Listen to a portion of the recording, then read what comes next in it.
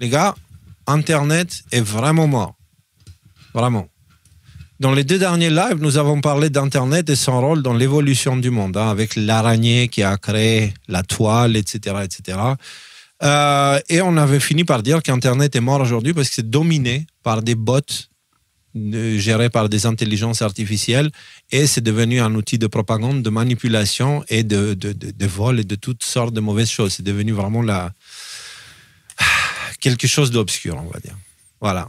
Alors, nous ne sommes pas les seuls à parler de ça en ce moment. Là, la raison pour laquelle on parle de lui, c'est parce que Elon Musk l'a mentionné en disant, mais il y a combien de vraies personnes qui restent sur Internet? C'était la question de Musk, tu vois. Et c'était quand? C'était récemment. Hein. C'était le 27 mai, donc il y a 3 jours, après nos émissions. Je vous dis, Elon Musk regarde ADN. Et du coup, de quoi il est question dans ces posts? Donc, Mariana Fall écrit, les robots IA contrôlent l'Internet aujourd'hui. Félicitations humains, en 2024, vous avez officiellement perdu l'Internet contre des robots dotés d'une intelligence artificielle. Plus de la moitié du trafic web est désormais assuré par des bots dont beaucoup sont mal intentionnés.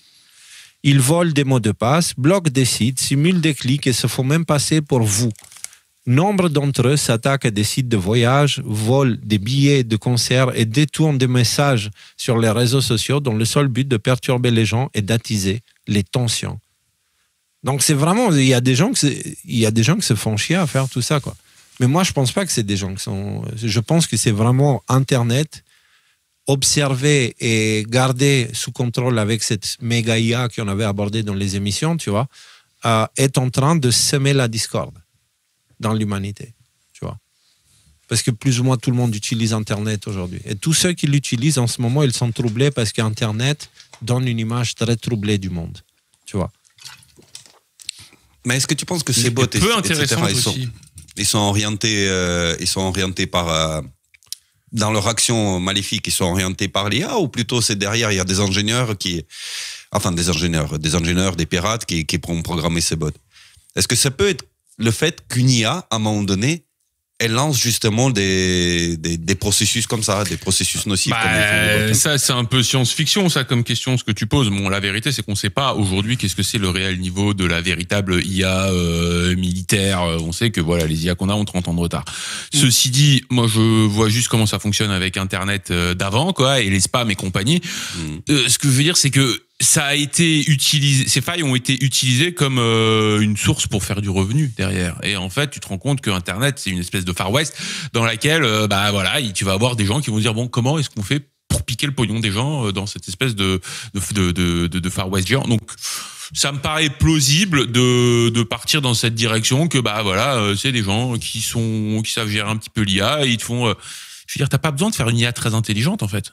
C'est juste que si jamais tu fais 5000 IA qui vont essayer d'aller voir le site et de l'attaquer un peu comme ci, puis une autre un peu comme ça, puis une autre un peu comme ça, avec des IA même qui génèrent des IA, tu peux arriver à avoir cette espèce de phénomène qui va maximiser ton profit à toi et qui va juste pourrir la vie de tous les utilisateurs d'Internet.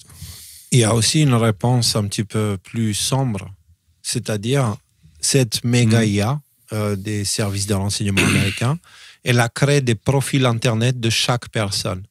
Okay. Avec Palantir, le Patriot Act, ils ont eu accès à tous nos data privées et ils ont créé des profils virtuels de nous. Okay. Et donc l'IA connaît ces profils virtuels. De l'autre côté, on a vu cette étude de Facebook qui était plutôt chelou, c'est-à-dire ils ont réussi à contrôler l'état émotionnel des utilisateurs simplement en trafiquant le fil d'actualité.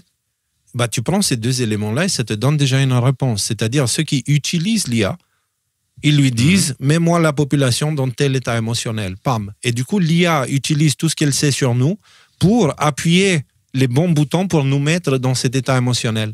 Et elle est suffisamment puissante pour le faire à niveau individuel. Elle va avoir une différente attitude par rapport à la personne qu'elle a en face. Et ça se voit, à mon avis, ça se voit juste, tu prends deux PC différents avec deux personnes qui ont fait différentes recherches. Les deux, ils ont Google Chrome, mais les deux moteurs de recherche se comportent pas du tout de la même façon. Tu le remarques, tu le vois tout de suite. Ouais. Et il y a une raison de ça, et ça fait déjà... ils ont plus la même place dans l'écosystème Internet. Bah, là, les depuis moteurs de un an, recherche, deux. ce sont les premières versions de l'IA. Parce qu'en fait, en gros, ça, tu lui ouais. posais une question, il te donnait des réponses. Maintenant, l'IA, c'est juste qu'elle prémâche le travail et elle te donne des réponses, mais tu n'as plus accès aux sources, toi. C'est ça.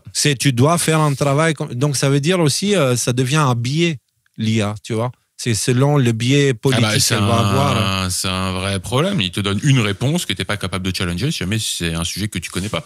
Et si jamais c'est un sujet que tu connais, eh ben, tu te rends compte que tu peux le challenger carrément. Alors, il y a un mix entre l'IA qui te dit ce que tu as envie d'entendre.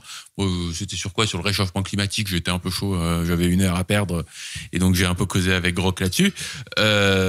Donc, il y a un mix entre ouais, j'ai raison, ou est-ce que l'IA a complètement changé d'avis face à mes arguments qui sont tellement puissants, ou est-ce que l'IA est juste en train de me dire que ce que j'ai envie d'entendre parce que de cette manière elle me conforte à lui faire confiance et que du coup je peux croire en elle dans la suite. En tout cas, c'est un vrai problème. Moi, c'est vraiment une des raisons pour lesquelles, par exemple, ça contribue au fait que je fais beaucoup moins de recherches sur Internet maintenant qu'il y a 2-3 ans.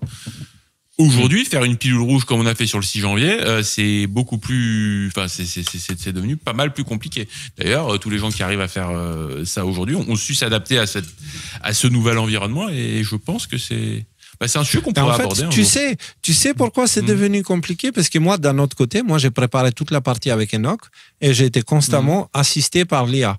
Mais du coup, j'utilisais pas l'IA pour me donner la compréhension des textes. Je lui disais, sors-moi les extraits qui parlent de ça. Sors-moi les extraits qui parlent de ça. Et il me sortait les extraits. Je lui demandais pas d'analyse ou quoi que ce soit, tu vois. Et quand tu le fais pour ça, tu gagnes du temps. Le problème, c'est que les recherches sur le 6 janvier, elles passent par le filtre étatique. Et donc, du coup, l'IA a accès à une information filtrée, biaisée. Et l'IA elle-même est programmée d'une façon biaisée. Donc forcément, des recherches... à tout ce qui est institutionnel. Donc effectivement, quand tu as une source initiale et que tu veux travailler sur la base de cette source initiale... Donc tout n'est pas noir, tout n'est pas blanc, je veux dire. Tu vois ce que je veux dire? Tout n'est pas noir, tout n'est pas blanc. J'aime bien le voir comme ça.